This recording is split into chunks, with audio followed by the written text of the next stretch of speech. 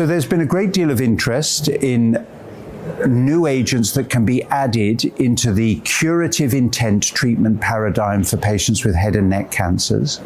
Regrettably, in the last 5 years, we've seen a number of attempts to add immune checkpoint blockade to standard of care chemoradiation.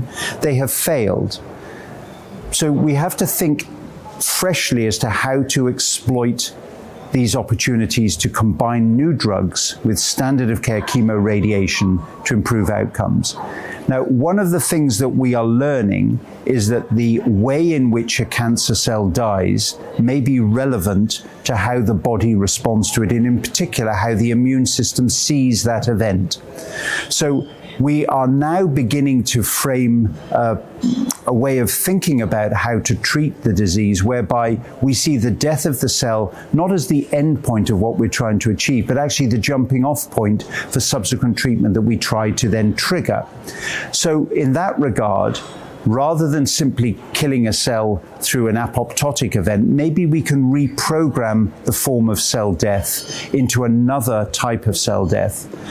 So there are a range of different modalities whereby cells can die in a more immunologically visible way, and these include events such as necroptosis, ferroptosis, pyroptosis, and all of these forms of cell death will lead to the release of inflammatory mediators into the extracellular environment and can potentially activate inflammatory responses within the tumor itself.